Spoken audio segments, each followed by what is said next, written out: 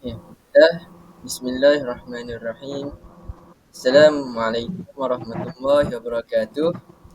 Jadi pada hari ini saya dan bersama dua orang rakan saya akan memberikan ataupun bahasa mudahnya kami akan membincangkan tentang mencontohi akhlak Rasulullah dan bagaimana Rasulullah menguruskan emosi baginda sewaktu baginda menghadapi ujian uh, yang ditempuh oleh baginda. Jadi sebelum saya meneruskan webinar kita pada hari ini, eloklah kita untuk menemu ramah dahulu dua orang panel kita pada hari ini. Baiklah, uh, dipersilakan panel yang pertama, Aziz Adli untuk memperkenalkan diri anda. Ya. Assalamualaikum warahmatullahi taala wabarakatuh. Nama saya Muhammad Haziq Adli bin Hafiz, seperti mana yang saudara Ishraf perkenalkan sebentar saja tadi. Baiklah, saya merupakan seorang penuntut pelajar di UNIKL University Kuala Lumpur Malaysian France Institute yang terletak di Bangi, dan saya merupakan pelajar dalam jurusan Diploma Mechanical di dalam pengurusan dalam bidang kejuruteraan mekanikal. Dan itu sahajalah saya rasa. Okey, baiklah Aziz Adli, terima kasih atas pencerahan nama anda tadi. Dan seterusnya, Ajwad, sila perkenalkan diri anda. Assalamualaikum warahmatullahi wabarakatuh. Nama saya Cik Muhammad Ajwad Aiman bin Cik Aziz. Saya merupakan pelajar dari Kolej Marakulim. Jurusan yang saya ambil setakat ni ialah asasi sains. Itu je lah setakat ni. Okey, baiklah. Terima kasih Ajwad dan juga Haziq. Terima kasih kerana sudi meluangkan masa bersama saya untuk melaksanakan webinar ini. Okey. Baiklah, tanpa kita melengahkan masa lagi, saya akan mulakan dahulu tentang saya akan mulakan dahulu mengenai tajuk kita pada hari ini. Baiklah, kelahiran Nabi Muhammad ini, Nabi Muhammad Rasulullah SAW ke alam ini sememangnya satu rahmat yang amat besar kepada seluruh isi kehidupan.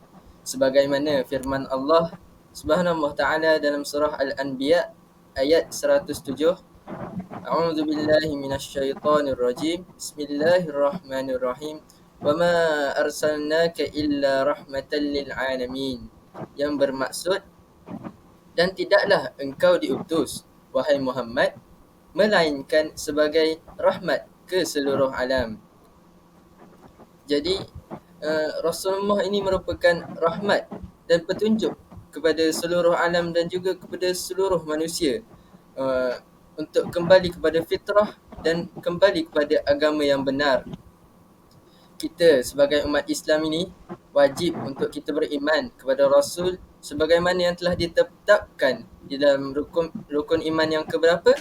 Yang keempat. Beriman di sini bukan sahaja dengan berkata dengan lidah maupun lisan, malah beriman di sini bermaksud kita meyakini dengan hati dan melaksanakannya dengan perbuatan. Kita iktikad keseluruhan kehidupan kita ini dengan beriman yang beri maksud keimanan yang sepenuhnya kepada Rasulullah SAW. Jadi apa yang kita dapat lihat di sini ialah beriman kepada Rasulullah SAW itu perlu diberi sepenuh penghayatan dan dalam mencontohi akhlak baginda Rasulullah SAW. Ini kerana akhlak baginda merupakan akhlak yang terbaik bagi sekalian umat. Baiklah, saya ingin berkongsi satu kisah mengenai pada zaman Rasulullah SAW suatu ketika dahulu. Baiklah, pada zaman Rasulullah SAW dahulu, di pasar Madinah terdapat seorang orang tua yang buta, tetapi Masya Allah lidahnya sangat kejam. Kerana apa? Walaupun dia buta, tetapi dia menghina Rasulullah dan mencaci Rasulullah. Tetapi apa yang dibuat oleh Rasulullah? Rasulullah sentiasa melazimi, mendatangi orang buta tersebut, memberi makan kepada orang buta tersebut pada setiap pagi. Walhal orang buta tersebut tidak tahu pun yang memberi makan kepadanya itu adalah Rasulullah sallallahu alaihi wasallam. Orang buta tersebut terus menerus mencaci dan menghina Rasulullah. Dan bila tibanya satu masa Rasulullah sallallahu alaihi wasallam wafat, Abu Bakar radhiyallahu anhu bertanya kepada Aisyah radhiyallahu anhu, apakah sunnahku yang tidak aku lakukan lagi? Maka Sayyidatina Aisyah berkata kepada Abu Bakar, semua sunnah telah engkau lakukan. Dan Sayyidatina Aisyah menceritakan suatu kisah baginda yang selalu melazimi orang buta di pasar Madinah tersebut. Jadi Abu Bakar ni dia cepat-cepat balik ke rumah dan ambil makanan untuk beri makan kepada orang yang buta tadi. Setibanya Abu Bakar di pasar tersebut, dia bagi makan kat orang buta tu. Lepas tu orang buta tu kata, engkau ni bukan orang yang selalu datang kat aku. Engkau ni bukan yang selalu beri makan kat aku. Lepas tu dia pun macam pelik, orang buta tu tadi. Dia pelik dan dia tanya, siapa yang beri makan kat aku sebelum ni? Dan pada masa tu Abu Bakar pun jawab, yang beri makan kepadamu sebelum ini tu ialah Rasulullah sallallahu alaihi wasallam. Masya-Allah. Bila dengar je orang buta tersebut penjelasan Abu Bakar ni, orang buta tu menangis, ya Allah, dan menyesal dengan perbuatannya yang sering menyakiti Nabi Muhammad sallallahu alaihi wasallam dengan kata-katanya. Akhirnya orang buta tersebut masuk Islam kerana perbuatannya ke atas Nabi Muhammad sallallahu alaihi wasallam itu. Dan daripada kisah ni kita dapat simpulkan bahawa kehebatan dan ketinggian akhlak Rasulullah sallallahu alaihi wasallam ini membawa sinar hidayah kepada manusia lain biarpun setelah kewafatan baginda. Benarlah apa yang Allah ungkapkan dalam surah Al-Qalam ayat 4. A'udzu billahi minasyaitonir rajim. Wa innaka la'ala khuluqin azim. Maksudnya, dan sesungguhnya engkau mempunyai akhlak yang mulia. Baiklah. Seterusnya, apa yang dapat dirumuskan oleh Ajwad tentang mencontohi akhlak Rasulullah sallallahu alaihi wasallam ini? Dipersilakan.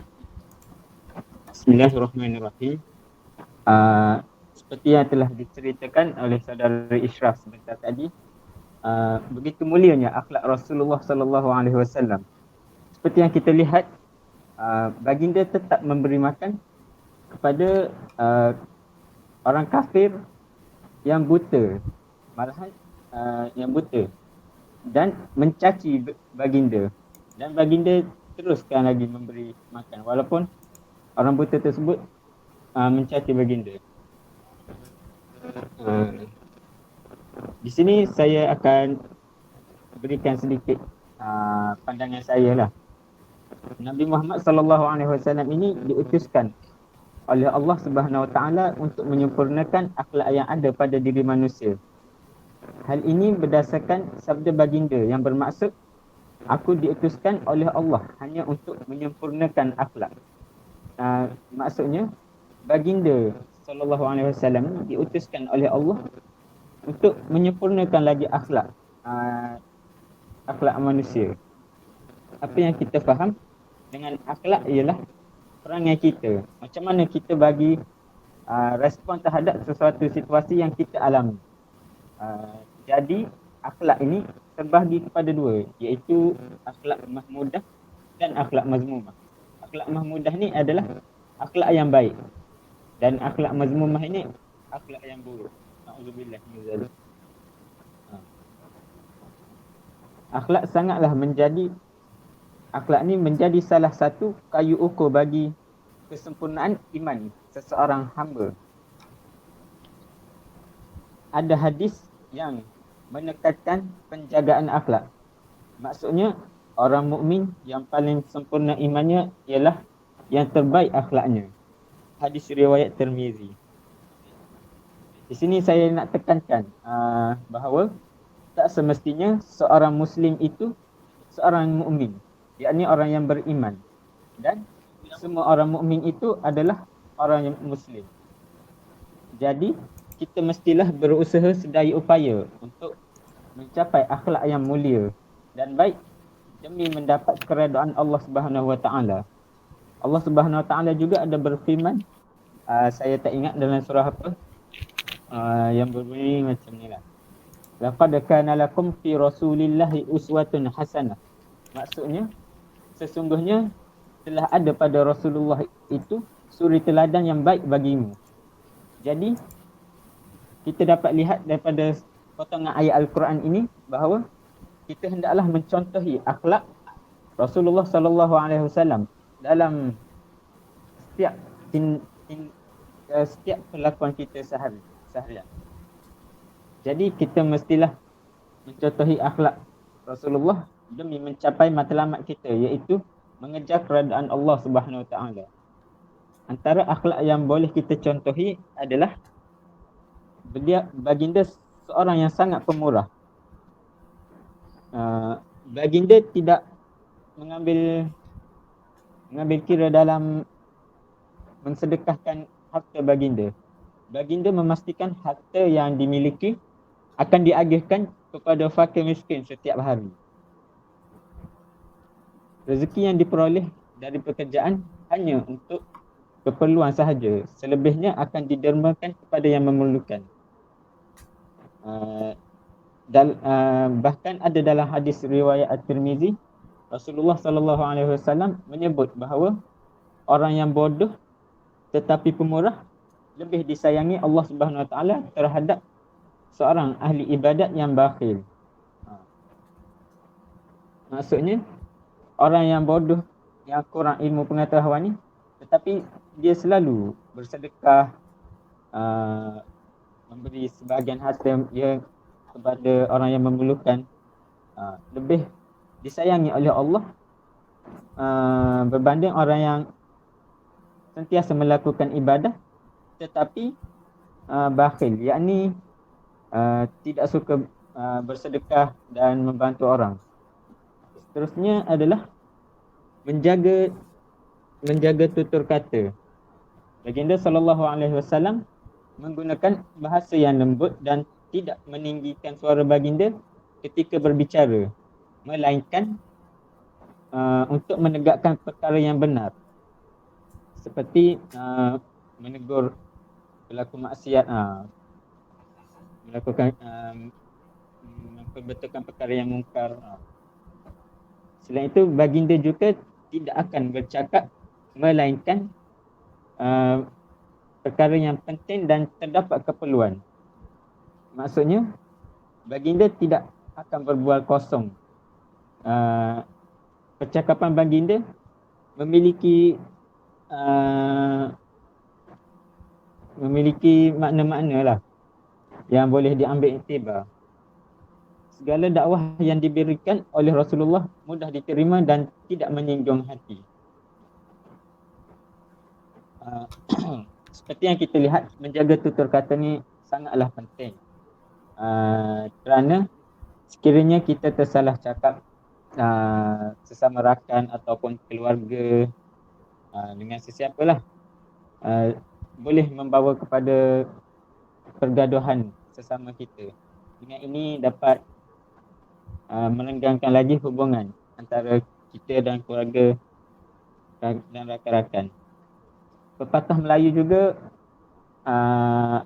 ada menyebut bahawa kerana pulut santan binasa, kerana mulut badan binasa. Jadi penjagaan tutur kata ni amatlah penting. Walaupun ia amat sukar untuk dilaksanakan, tapi kita cubalah sedaya upaya untuk menjaga tutur kata. Seterusnya ialah Rasulullah sentiasa berlapang dada dan sangatlah pemaaf. Salah satu contoh sifat Rasulullah yang sentiasa berlapang dada dan pemaaf adalah ketika di sesuatu peperangan. Seorang tentera musyrikin mengugut baginda dan tentera muslim dengan berkata, siapakah di antara kamu yang dapat menyelamatkan engkau dari pedangku? Lalu baginda Rasulullah sallallahu alaihi wasallam menjawab, Allah, sehingga kan menyebabkan tangan tentera musyrikin itu gemetar dan pedangnya jatuh. Kemudian baginda mengambil pedang tersebut lalu berkata, siapakah kini yang dapat mempertahankan engkau daripada pedangku? Tentera musyrikin itu menjawab, ambillah nyawaku dengan cara yang baik. Rasulullah sallallahu alaihi wasallam diberi peluang untuk membalas dendam. Namun baginda tidak melakukannya, bahkan meminta musyrikin itu mengucap kalimah syahadah. Subhanallah. Janganlah begitu mulianya akhlak Rasulullah sehingga tidak sanggup untuk membalas dendam kepada musyrikin. Bayangkan sekiranya kita di tempat Rasulullah sallallahu alaihi wasallam pada ketika itu, jika diberikan peluang untuk membalas dendam, semestinya kita akan membalas dendam. Semestinya lah kita akan membalas dendam sebab banyak orang-orang musyrik, tentera musyrik ini menganiayai umat-umat Islam pada zaman dahulu. Tapi Rasulullah tidak mengambil peluang tersebut untuk membalas dendam dan cuba untuk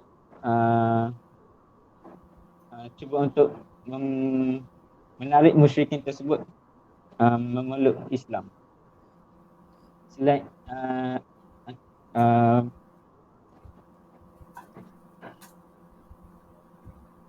poin terakhir saya ialah dalam ibadah. Poin ini adalah sangat menarik bagi saya kerana seperti yang kita tahu, Rasulullah sallallahu alaihi wasallam ini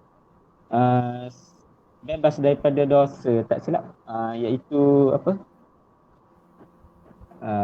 Macam itulah, bebas daripada dosa. Walaupun maksum. Walaupun baginda seorang Rasulullah, yakni kekasih Allah, dan syurga itu pasti miliknya. Namun baginda tidak mengabaikan perintah Allah Subhanahu Wa Taala kepada setiap hamba-Nya. Rasulullah tetap melakukan ibadah. Bahkan baginda memperbanyakkan solat sehingga bengkak kakinya melebihi umat yang lain. Walaupun baginda ni seorang kekasih Allah dan pasti syurga itu miliknya, baginda tetap kuat beribadah untuk menunjukkan contoh kepada umatnya. Selain itu, baginda juga turut berpuasa selang sehari dan sentiasa membasahkan lidah dengan zikir sama ada ketika dalam keadaan jaga atau tidur. Tengoklah akhlak Rasulullah. Walaupun baginda dipastikan masuk syurga, beliau tetap berpuasa selang sehari. Banyak ibadat yang dilakukan. Kita ni hamba yang tak tahulah pasti masuk ke tak syurga tu. Jadinya kita kena beribadah lah. Contohi akhlak Rasulullah.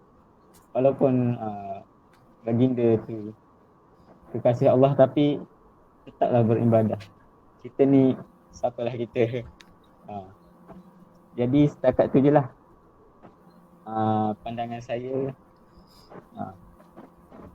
Saya serahkan kepada saudara Ishraf. Alhamdulillah, terima kasih saudara Ajwad atas pencerahan mengenai mencontohi sifat Rasulullah SAW tadi. Jadi banyak yang kita dapat daripada penerangan saudara Ajwad tadi, yang mana akhlak ni terbahagi kepada dua, iaitu akhlak mahmudah dan juga akhlak mazmumah. Jadi yang kita perlu ikut adalah akhlak mahmudah. Yang mazmumah itu kita tolak jauh-jauh, tolak tepi-tepi. Lepas tu, antara akhlak Rasulullah yang Allah Subhanahu Wa Taala suka, baginda Rasulullah sallallahu alaihi wasallam suka bersedekah kepada umatnya. Dan Allah mengatakan Allah lebih suka orang yang bersedekah berbanding orang yang kuat beribadat. Jadi apa yang dapat disimpulkan daripada pencerahan saudara Ajwad ni adalah Rasulullah merupakan sebaik-baik ciptaan Allah Subhanahu Wa Taala di atas muka bumi ini untuk memberi petunjuk dan juga memberi cahaya hidayah kepada kita.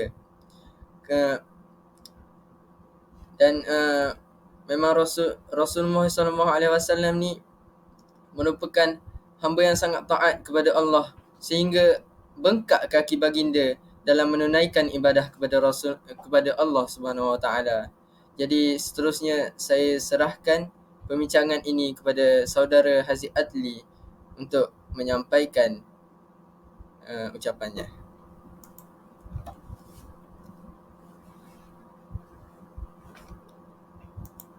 Maaf, buka mic. Sorry. Okay, jadi terima kasih kepada saudara Ishraf kerana menjemput saya pada hari ini. A'udzubillahi minasyaitanir rajim. Bismillahirrahmanirrahim. Alhamdulillahirabbil alamin wassalatu wassalamu ala asyrofil khalqillah ajmain sayyidina Muhammad wa ala alihi wasahbihi ajmain. Pertama sekalinya bersyukur kepada Ilahi kerana sampai sekarang kita diberi peluang oleh Allah Subhanahu wa taala untuk terus hidup di muka bumi ini dan merasai nikmat iman dan Islam.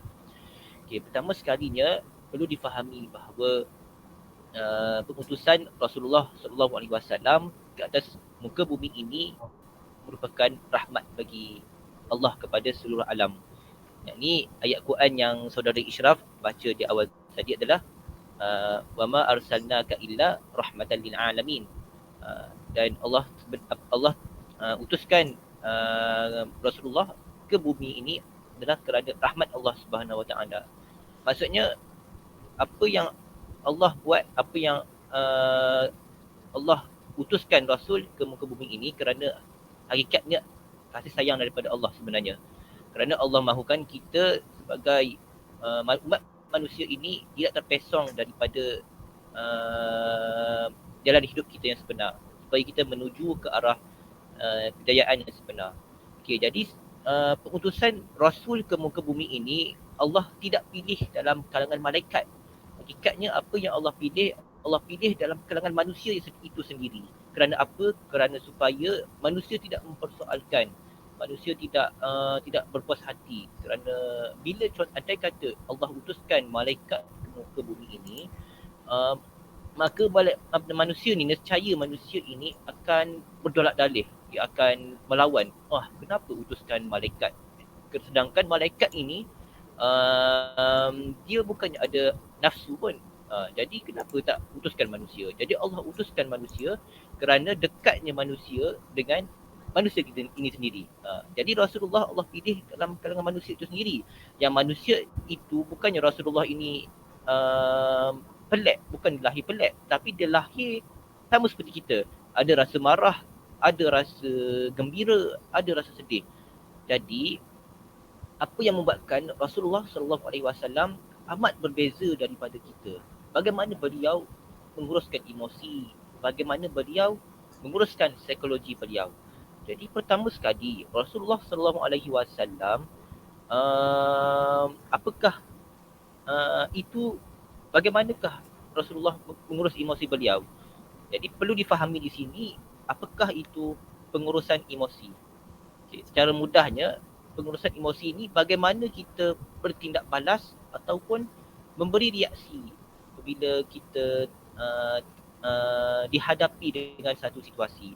Contohnya seperti contoh rakan kita mencuri barang kita, bagaimana kita mengurus emosi kita, ataupun kita sendiri sebagai pelajar menghadapi pelbagai ujian. Contohnya terdapat banyak kerja, banyak assignment, banyak urusan, banyak tanggungjawab, banyak komitmen. Bagaimana kita memberi reaksi terhadap situasi yang berikut. Jadi Rasulullah sallallahu alaihi wasallam apabila beliau berhadapan dengan pelbagai dugaan, apa yang beliau buat? Beliau balas dengan baik. Sebagai contoh, saya tertarik dengan cerita yang saudari Ishraf ceritakan sebentar tadi, iaitu berkenaan Rasulullah dan seorang buta di pasar tadi. Bagaimana Rasulullah walaupun dalam keadaan beliau sudah menolong makcik itu, beliau dah menolong orang tua itu, memberi makan setiap hari, memudahkan urusan dengan mengunyah makanan makcik itu terlebih dahulu dan baru menyuap kepada makcik itu. Bagaimana beliau dalam keadaan makcik itu tidak berhenti mulutnya, selain mengunyap, selain itu juga dia mencaci Rasulullah di depan baginda sendiri. Bagaimana beliau tidak marah sedangkan baginda terus menyuap hari demi hari. Bagaimana beliau boleh buat begitu? Kerana apa? Kerana Rasulullah ini beliau tidak mengutamakan nafsu beliau. Pemikiran beliau berlandaskan kalamullah, berlandaskan Al-Quran. Beliau apabila melakukan sesuatu perkara, beliau ikut Al-Quran, ikut apa yang Allah katakan dalam Quran. Seperti yang ada hadis Rasulullah, hadis yang disampaikan oleh Aisyah sendiri bahawa Rasulullah ini merupakan Al-Quran yang bergerak. Kerana apa? Tindak tanduk baginda, pemikiran beliau, semuanya berlandaskan Al-Quran. Beliau tidak menuruti hawa nafsu, ego diri sendiri ataupun kejahilan untuk membuat kehendak emosi yang tidak produktif. Jadi kesempurnaan emosi dan perasaan yang dicontohkan oleh baginda ini wajarlah kita ikut, wajar kita pegang dan amal dalam kehidupan seharian. Seterusnya, berhubung dengan perkara ini, ada seorang tokoh ilmuwan Islam yang tak asing lagi bagi kita, ialah Dr. Muhammad Usman Najati. Beliau ada menyatakan bahawa reaksi dalaman terhadap suatu perkara, pengalaman atau peristiwa mencorak kepada pelbagai emosi yang terdiri daripada marah, sedih, duka, kecewa, takut, gembira dan suka serta kasih sayang. Jadi kelahiran Rasulullah sallallahu alaihi wasallam sebenarnya telah bagi panduan pada kita, telah bagi petunjuk kepada kita untuk belajar dan faham tentang reaksi emosi dan kaedah kita uruskan emosi. Jika kita tinjau pada hari ini berkaitan dengan kecerdasan emosi, ada elemen penting dalam kecerdasan emosi, iaitu kita kena kenal jenis emosi, faham emosi diri dan emosi orang lain, serta tahu bahawa emosi ni ada dua, iaitu emosi yang negatif dan positif, sama ada membina atau merosakkan. Jadi secara saya tidaklah mahu panjang sangat, jadi saya mahu pendekkan bahawa kita kadang-kadang kita terlupa bahawa dalam kita buat keputusan ataupun dalam kita menjalani kehidupan seharian, kadang-kadang kita terlupa untuk mencontohi Rasulullah. Kadang-kadang kita belajar sampai kita tertekan ataupun stres. Pada akhirnya kita salah kau Tuhan, salah kau Tuhan, kenapa buat aku macam ni? Kita membesarkan Tuhan. Hakikatnya ujian yang Allah bagi kepada kita hakikatnya merupakan satu rahmat daripada Allah kepada kita. Jadi seperti mana Rasulullah, yang sebenarnya ujian yang Rasulullah hadapi setiap hari adalah lagi banyak daripada kita. Seandainya kita sendiri sebagai manusia ini didatangkan dengan ujian yang sama yang Rasulullah dapat, percaya kita juga akan gila. Kita akan gila seperti mana kita juga akan gila. Kerana apa? Ujian yang Allah bagi pada Nabi Muhammad adalah sangat berat.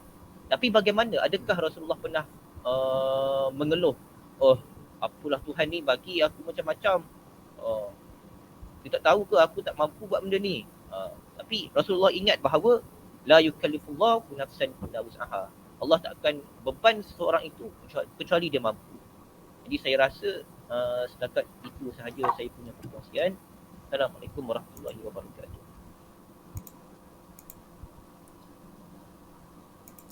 Okey, baiklah. Terima kasih saudara Haziq Adli atas pencerahan yang diberikan sebentar tadi.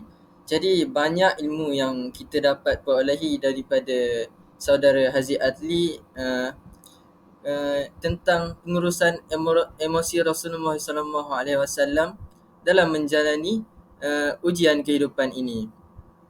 Jadi yang Haziq bagi contoh tadi iaitu maksud emosi itu ialah reaksi kita terhadap sesuatu situasi yang berlaku.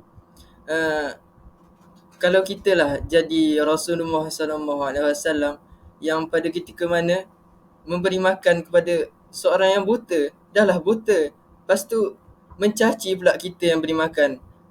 Allahu Akbar. Sungguh rasanya kita tak boleh hadap tu. Mungkin kita dah marah dia, mungkin kita dah pukul-pukul dia. Tapi Rasulullah ni, sebagaimana kata Sayyidatina Aisyah, Al-Quran yang bergerak. Maksudnya tindak tanduk Rasulullah tu merupakan cerminan kepada Al-Quran. Jadi Masya Allah, Rasulullah ni merupakan seorang umat yang terbaik di antara semua umat di dunia ini. Jadi bagi mengakhiri webinar kita pada hari ini,